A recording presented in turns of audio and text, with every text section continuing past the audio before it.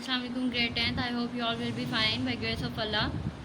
Today the date is 12/8/2020 and the day is Wednesday. बेटा हम chapter number 11 पढ़ रहे हैं organic chemistry. Our topic is diversity of organic compound. What is meant by diversity? Diversity means किसी भी चीज़ का बहुत ज़्यादा वुसअत में होना, बहुत ज़्यादा वसी होना, तो हम उसे डाइवर्सिटी बोलेंगे कि इसकी वुसअत कितनी है, इसकी डाइवर्सिटी कितनी है. इसके बारे में आप लोगों के लिए इन्फॉर्मेशन है. 118 एलिमेंट्स आर मोर देन, हमारे पास जो नॉन एलिमेंट्स हैं वो 118 हैं, और जो हमारे पास ऑर्गेनिक कंपाउंड्स की मौजूद हैं वो हमारे पास मोर देन 10 मिलियन है. इसका मतलब है कि ऑर्गेनिक कंपाउंड्स जो हैं वो हमारे पास बहुत ज़्यादा मिकदार में पाए जाते हैं. टोटल एलिमेंट्स तो 118 हैं और इन्हीं एलिमेंट्स के मिलने से ऑर्गेनिक कंपाउंड्स भी बनते हैं. लेकिन ऑर्गेनिक कंपाउंड्स की इतनी ज़्यादा तादाद किस तरह से है या ये इतने डाइवर्स क्यों हैं, ठीक है.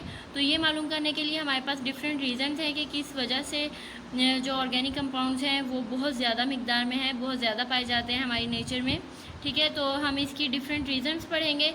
तो फर्स्ट रीज़न इसमें हमारे पास है catenation. Catenation, what is mean by catenation? Catenation is the ability of carbon atoms to link with other carbon atom by covalent bond. हमें पता है कि कार्बन एटम, एक कार्बन एटम दूसरे कार्बन एटम के साथ कोवलेंट बॉन्ड के ज़रिए से अटैच हुआ हुआ होता है, ठीक है. इस कॉल्ड कैटेनेशन. अब कार्बन एटम्स का आपस में ही ज्वाइन अप होना ड्यू टू कोवलेंट बॉन्डिंग, इसे हम कैटेनेशन बोलते हैं, ठीक है.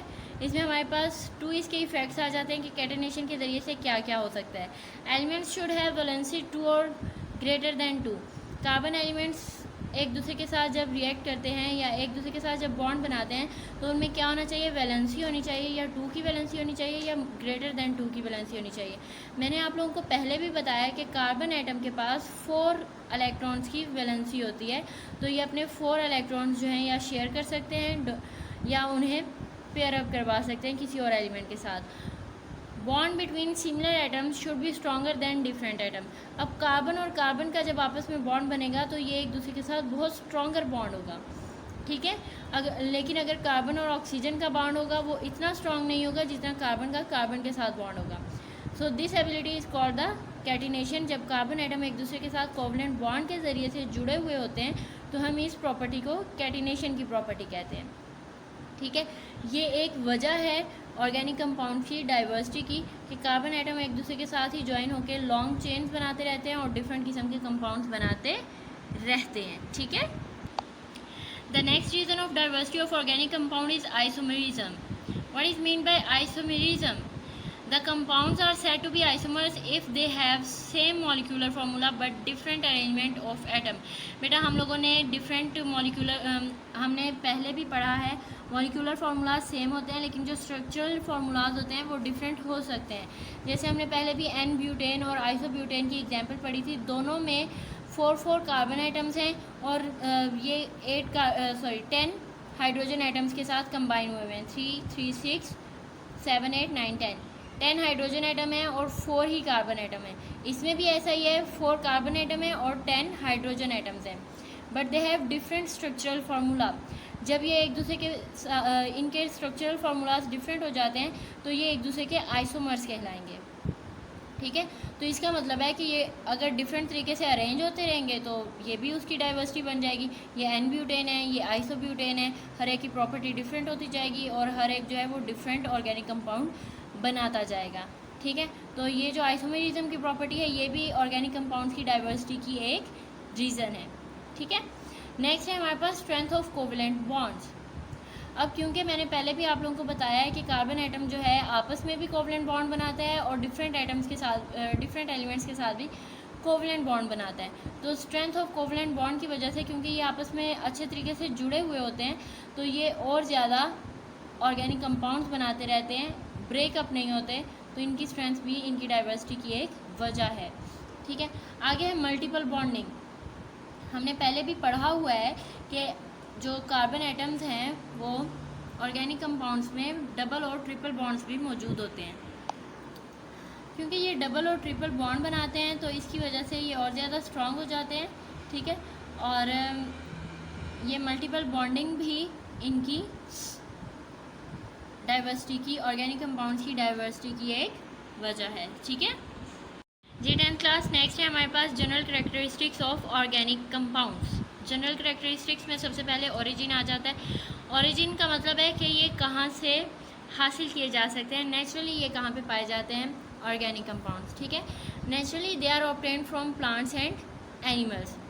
कुदरती तौर पर तो ये हमें प्लांट्स और एनिमल्स के ज़रिए से ही मिलते हैं, जबकि जो इनऑर्गेनिक कंपाउंड्स हैं वो प्लांट्स और एनिमल्स में नहीं पाए जाते, बल्कि इन्हें खुद से प्रिपेयर करना होता है। ठीक है, अब इनके साथ साथ general characteristics of organic compounds के साथ साथ हम इनऑर्गेनिक कंपाउंड को भी बीच में स्टडी करते रहेंगे कि इनका आपस में क्या डिफरेंस आएगा। कंपोजिशन, आपको पता है कि ऑर्गेनिक कंपाउंड किससे मिलके बने हुए होते हैं, कार्बन से मिलके बने हुए होते हैं। सबसे मेन इंग्रेडिएंट या मेन एलिमेंट जो इसका है वो कार्बन ही है। ठीक है, और कार्बन एटम डिफरेंट एटम के साथ मिलके बना हुआ होता है। हाइड्रोजन के साथ भी अटैच हो सकता है, नाइट्रोजन, ऑक्सीजन, सल्फर किसी के साथ भी अटैच हो सकता है। ठीक है, लेकिन जो हमारे पास इनऑर्गेनिक कंपाउंड होते हैं वो किसी भी एलिमेंट से मिलके बने हुए होते हैं, ज़रूरी नहीं है कि उसमें कार्बन एटम मौजूद हो, जबकि ऑर्गेनिक कंपाउंड में कार्बन एटम असेंशियल होता है, ज़रूरी होता है। कोवलेंट लिंकेजेस, ठीक है, अब कार्बन एटम्स एक दूसरे के साथ, ऑर्गेनिक कंपाउंड जो है एक दूसरे के साथ कोवलेंट बॉन्ड्स के ज़रिए से आपस में जुड़े हुए होते हैं। ठीक है, लेकिन जो इनऑर्गेनिक कंपाउंड होते हैं उसमें आयनिक बॉन्ड बनता है। इस ऑर्गेनिक कंपाउंड में कोवलेंट बॉन्ड बनता है, और जो हमारे पास दूसरे इनऑर्गेनिक कंपाउंड हैं उसमें आयनिक कंपाउंड बनता है। Solubility, organic compounds are soluble in organic solvent. ये सिर्फ ऑर्गेनिक सॉल्वेंट में ही सॉल्युबल हो सकते हैं, इसके अलावा नहीं। ठीक है, इलेक्ट्रिकल कंडक्टिविटी, क्योंकि अब इनमें कोवलेंट बॉन्ड बना हुआ होता है, ये एक दूसरे के साथ अच्छे तरीके से अटैच हुए होते हैं, तो ये खुद में से इलेक्ट्रिक करंट को पास आउट होने नहीं देते। They are poor conductor of electricity. जी 10 क्लास नेक्स्ट है हमारे पास melting and boiling points of organic compounds. They have low melting and boiling points. इनके मेल्टिंग और बॉइलिंग पॉइंट्स कम होते हैं, इन्हें ज़रा सा भी हीटअप करें तो इनके जो बॉन्ड्स हैं वो आपस में ब्रेकअप होना स्टार्ट हो जाते हैं। ठीक है, एक दूसरे से ये सेपरेट होना स्टार्ट हो जाते हैं। स्टेबिलिटी, अब क्योंकि इनके बॉन्ड्स एक दूसरे से इजीली ब्रेक हो सकते हैं टेम्परेचर की मौजूदगी में, तो इसका मतलब है कि ये लेस स्टेबल हैं, इनकी स्टेबिलिटी कम है। ठीक है, कंबस्टिबिलिटी, अब हमें मालूम है कि हर ऑर्गेनिक कंपाउंड जो है वो कार्बन एटम से मिलके बना है, so due to carbon atom they are organic compounds are combustible. जबकि इनऑर्गेनिक कंपाउंड जो हैं वो ज़्यादातर इनकम्बस्टिबल होते हैं, उन्हें जलाया नहीं जा सकता, लेकिन ऑर्गेनिक कंपाउंड में कंबस्टिबिलिटी की कैपेबिलिटी होती है। आइसोमेरिज्म के बारे में मैं आपको पहले बता चुकी हूँ कि ऑर्गेनिक कंपाउंड जो हैं एक दूसरे के आइसोमर्स बनाते हैं और डिफरेंट तरीके से अपनी अरेंजमेंट्स कर सकते हैं। रेट ऑफ रिएक्शन है, क्योंकि ऑर्गेनिक कंपाउंड्स में कोवलेंट बॉन्ड मौजूद होते हैं, तो इनके डिफरेंट कंपाउंड्स के साथ जो रिएक्शन है वो स्लो रिएक्शन होते हैं ड्यू टू कोवलेंट बॉन्डिंग, तो इनका रेट ऑफ जो रिएक्शन है वो स्लो होता है। ठीक है, okay 10th class open your book page number 58। Book page number 58, diversity and magnitude of organic compounds. ठीक है, ये मैंने आपको थोड़ा सा इसका इंट्रो दिया था। 118 elements are known today and there are more than 110 million of organic compounds. तो हम इसी डाइवर्सिटी को पढ़ रहे हैं कि इस कदर डाइवर्सिटी के इतने ज़्यादा ऑर्गेनिक कंपाउंड्स नेचर में पाए जाते हैं, तो इसकी वजह क्या है। ठीक है, तो इनके रीजंस हैं, कैटिनेशन है, आइसोमेरिज्म है, स्ट्रेंथ ऑफ कोवलेंट बॉन्डिंग है, मल्टीपल बॉन्डिंग है। These all are the reasons of diversity of organic compounds. Catenation, the main reason of existence of large number of organic compound is that of carbon atom can link with one another. एक दूसरे के साथ इनका link होता है। ठीक है, और इसी को the ability of carbon atom, यहाँ से हम इसे करेंगे, इसकी डेफिनेशन कैटिनेशन की यहाँ से है, to link with other carbon atoms to form long chain and large rings is called catenation. ठीक है, इसके लिए two things necessary हैं। elements should have valency 2 or greater than 2. bonds made by an element with its own atom should be stronger than bond by element with other atom। जैसे carbon का अगर bond बनेगा तो वो stronger होगा, और carbon और ऑक्सीजन का बॉन्ड जो होगा उसकी निस्बत कार्बन का बॉन्ड ज़्यादा बेहतर होगा। ठीक है, उसके बाद है आइसोमेरिज्म। डेफिनेशन है इसकी, यहाँ से हम इसे करेंगे। The compounds are said to be isomers if they have the same molecular formula but different arrangement of atom in their molecules or different structural formula। ठीक है, this phenomena is called isomerism. इसमें हम इसकी example दे देंगे, बस ये इतना काफ़ी होगा, कोई सी भी एग्जांपल दे सकते हैं। यहाँ पे पेंटेन की एग्जांपल दी गई है और मैंने आपको जब समझाया तो मैंने आपको उसमें ब्यूटेन की, एन ब्यूटेन और आइसोब्यूटेन की एग्जांपल दी है। ठीक है, strength of covalent bond and carbon. अब कार्बन क्योंकि इसका स्मॉल साइज़ होता है और इसमें कोवलेंट बॉन्ड्स मौजूद होते हैं तो इनकी स्ट्रेंथ जो है होती है वो अच्छी होती है, जिसकी वजह से इनकी डाइवर्सिटी भी ज़्यादा है।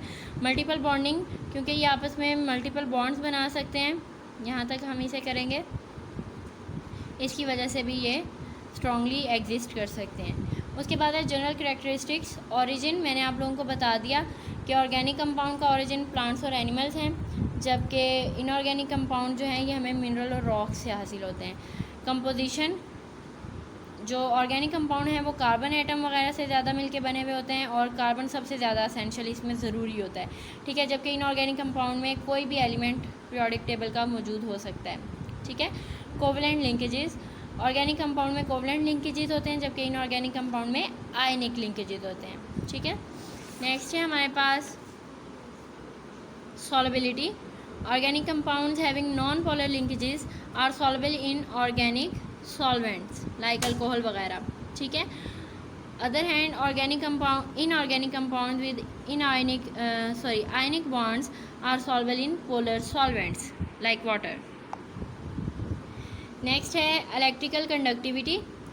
Due to presence of covalent bond they are poor conductor of electricity, जबकि इनऑर्गेनिक कंपाउंड जो है आयनिक होने की वजह से गुड कंडक्टर होते हैं। Melting and boiling points, they have low melting and boiling points, जबकि इनऑर्गेनिक कंपाउंड के हाई मेल्टिंग और बॉइलिंग पॉइंट्स होते हैं। स्टेबिलिटी, क्योंकि इनके मेल्टिंग और बॉइलिंग पॉइंट कम है तो इनकी स्टेबिलिटी भी कम है, जबकि ऑर्गेनिक कंपाउंड की स्टेबिलिटी अच्छी होती है।